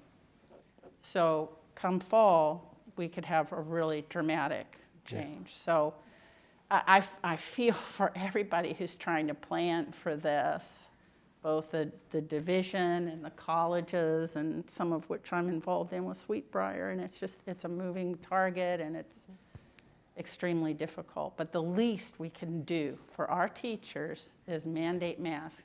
As for distancing, I've found that kids, especially young ones, really are adaptable to form a line when you drink at the water. Like my daughter all of a sudden had all these new behaviors that she did because they were part of the routines in her school. And the young ones are more adaptable to that. And I bet they will do much better at the social distancing than our older students, because it's harder. I know I have a hard time maintaining distance, but it will happen. And you know, I think if it's the culture of the school and the expectation, I think our students, for the most part, will comply and willingly do that. Thank you, Dr. Sinha. Dr. Nillis. Yeah, I think I'm in favor of the masks in the schools. You know, the 6-foot social distance is for two people that are sitting next around each other, but then the teacher comes into that space. And, you know, so, I mean, the teacher's wearing a mask is great, but, you know, we need to do what we can, I think. Well, not think, I'm, you know, more and more convinced of that. The situation has changed. The cases around here are increasing. It's not like Fairfax County, certainly, but still it feeds a level of anxiety, and it's real, and we need to acknowledge it and I think address it. There's a lot of details I think I was hoping we would have available now, but in terms of logistics, you know, I think we need to have masks available for staff and the kids. Temperature screening, I don't know where that's at in terms of can you come into the building. Just and the protocols. It's, you know, I know in some companies around here that, you know, where you are required to wear masks, and there was some reluctance to do so. And all it takes is some management support, and it gets addressed. And we need to do the same. With students not wearing a mask and refuses to put one on, you're going home, you know. And we just need to have that up front, and that's clear to everybody, and then we follow through with it. It's not so much for you; it's for everybody around you. So, I mean, and just everybody's. We're all, I think, on the same page here from that respect. So. Okay. Thank you, Dr. Nilles. Now, this is a continued a discussion that continues, and so I think that everybody's had a chance to share tonight. And I know that Dr. Edwards is always looking for direction and from us, and I think the board is speaking very clearly tonight about masks, flow charts, and no one has necessarily stated it, but if in the best interest of student, staff, and safe homes, some have alluded to the possibility of delaying start of school from August the 24th and maybe 100% virtual. And so I'm very proud of each board member and this board. In a very harmonious way, we're tackling these very difficult matters and sharing with our superintendent. Chair will yield to Dr. Carter. I was just want to go back to the GLTC, whether or not we have reached out to them, and if we have, what are they willing to help us or assist with transportation if they are able to? Mr. A. Yes, we have a conversation with GLTC. We have looked at the routes. Right now, it's very simple for Easy Glass. It gets complicated for Heritage. We're also looking at how much it's going to cost us. We're going to have to pay. We're trying to look at the same model that they have with the colleges, where they pay X amount. So with an ID, the students can ride, but we haven't got to that point. But in principle, they are willing to help us. Thank you. GLTC has some CARES funding. Is that? Yeah. I'd heard they have it, Dr. Edwards. They do. They Yeah. have separate CARES funding. Tap into it. You could help them spend it. But please note that. Thank you, Dr. Carter. Dr. Carter has one final statement. Then we're going to hear from our local Dr. Fauci and see what he has to say. I wanted you just to follow up with what Susan said about when will we know whether or not, or if we need to make a decision to further delay until after Labor Day, because it doesn't look like it's getting better, especially with the numbers. Then when all the college students come in, these games, and I look at the news, and it just looks like people are just close, and it's a little. And I hope the public recognizes, Dr. Carter, thank you, that our superintendent and staff are 100% seeking to do everything possible to do what's best for students, staff, and safe homes. And I think this board is also expressing a concern. We are very concerned. Thank you, Dr. Carter. And Dr. Edwards, would you like to address that question? Yeah, I would like to say, and Ms. Pugh is here, and Dr. Coleman are both here from the instructional side of it. And, I will say at first we were, way back in March thinking, okay, we build in person and then add virtual and extended remote blended learning. And our thinking has flipped to really be like, build a solid virtual that you pull out of that. These are some in-person experiences because the numbers are going up. We do recognize that family members are concerned. Staff are concerned for themselves, each other, and I'm concerned for them as well. So much of the work that has been done over the past 2 weeks has been to fortify that 100% online only option. Because we recognize that we may be there. And if that's where we are, and I know a lot of my colleagues have done, the online, the first 9, they're doing it for the first marking period to have just a completely virtual online option, that we would be ready for that. So we are anticipating and planning for all possible options.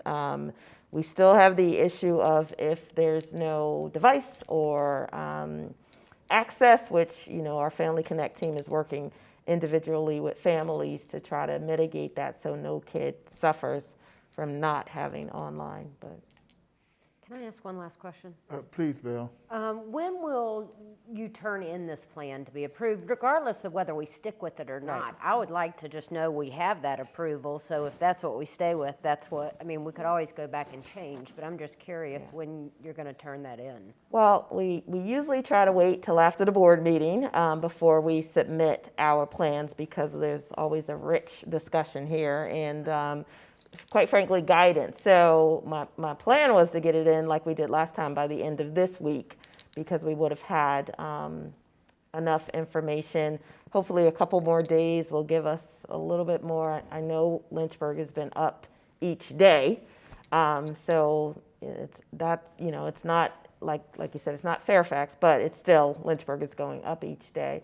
And the beauty of the plan is it could be flexible. So what we submit, I think our major attention, knowing that, yes, kids, we are scheduled for August 24th, but teachers are scheduled for August 4th. And we really want to be able to say to our staff, this is what your work life will look like, which is why it was important for us to really start on these flowcharts and getting the staff piece, whether that's virtual or in-person learning. So hopefully, and again, waiting for transportation, because that'll tell us which kids are in, it'll allow us to schedule kids, it'll allow us to say to a teacher, here's what your schedule looks like, all of those things that matter, and then this is what cleaning in between your classes look like, those kinds of things. All right, we're going to conclude this segment with Dr. Brenner. So if it's okay with the board, I'm gonna put on my sort of Dr. Fauci hat for a minute. I can't fill his shoes, but I like to put on his hat to be a little bit of the devil's advocate about this conversation in that Central Virginia is very different from the other parts of the state of Virginia and from the country. And we're not sure quite why that is, but so since March, I've been involved in a meeting every week where we look at the number of cases and how things are changing and all those sort of things. And clearly there is an uptick recently. But if you look at what's going on nationally, clearly there's a problem. There's 3.8 million people who've been infected with COVID since this started. And we're now up to about 70,000 new cases a day in the United States, which is really amazing because when we thought we were bad 2 months ago, it was 35,000. So there's a real problem. But I'm sure everybody has looked at those different maps that show where the hot areas are, and it's pretty consistent. It's Texas, it's Florida, it's California, it's certain areas of the country. When you look at Virginia, for example, California, Florida, and Texas are seeing, they've had 300,000 cases total since the beginning of this problem. So huge number and increasing, big numbers. When you look at Virginia, as of today by Virginia Department of Health report, we've had about 79,300 cases total going back to February when this started. So significantly less than a lot of other states. We also are regionally distributed. We are in Northern Virginia, Fairfax, Loudoun County. That's where the big cases are, 15,000 cases in Fairfax. The Hampton Roads, Norfolk is having upticks because of people visiting there. But once again, it's very regional. We are in Central Virginia, which consists of Lynchburg, Campbell County, Amherst, Appomattox, and Bedford. That's our area where we report. As of today, according to the Virginia Department of Health, and again, this is about a week behind numbers, so it's a little less, we've had a total of 670 cases in our Central Virginia region, total. About less than 1% of what the total is for the state. So we are very different, and it's not clear why, but one of the reasons probably is that we've done a pretty good job in Lynchburg of following a lot of the guidelines and staying at home and doing the things we needed to do.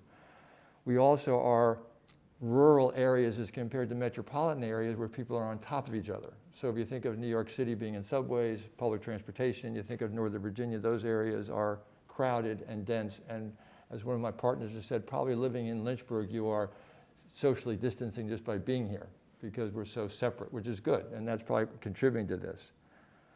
There's one other parameter that people talk about, which is just my last comment about the numbers, is that they talk about the percentage of positive cases. So you look at total number of cases, tests done, and how many are positive.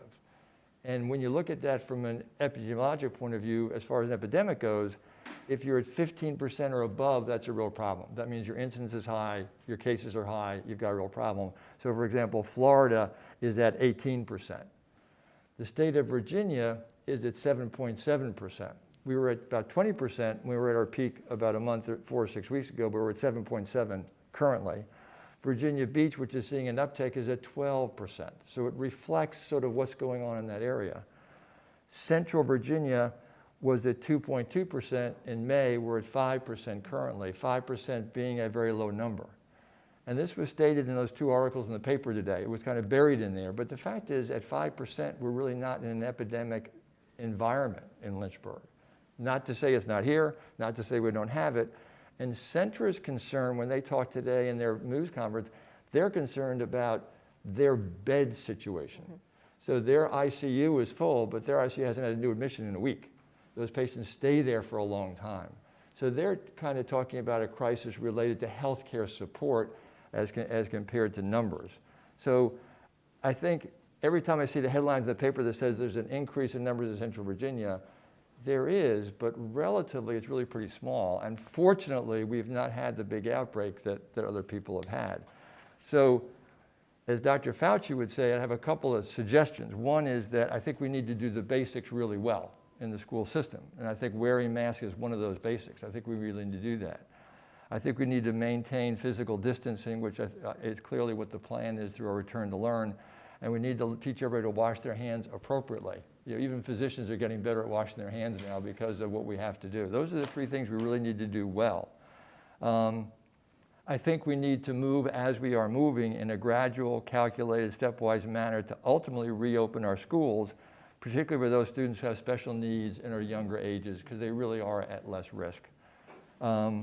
We also need to recognize the valid concerns of our teachers and other staff regarding the epidemic. We need to provide a safe environment and appropriate policies, which is what we're trying to do related to the epidemic, and we need alternative options for staff who are at increased risk for infection due to age or medical issues. And then finally, we need to recognize the fact that surrounding school districts are also making decisions about this, as are non-public schools, and they're making it based on the data that's in place, and they're making it based on CDC guidelines and VDH guidelines of how you should do this. They're doing it appropriately, and they're similar to what we are doing, and I think that all makes sense. And then finally, just as Dr. Coleman would always say, we always remember that it's all about the kids, although I think when we talk about the COVID, it's all about the kids and it's all about the staff, because those are the 2 people who are going to be affected most.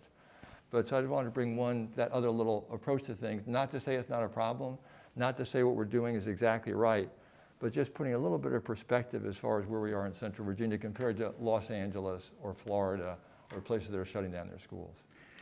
Thank you, Dr. Brennan. And so I think in our work session, we've shown due diligence to include this in our work session on the ongoing discussion.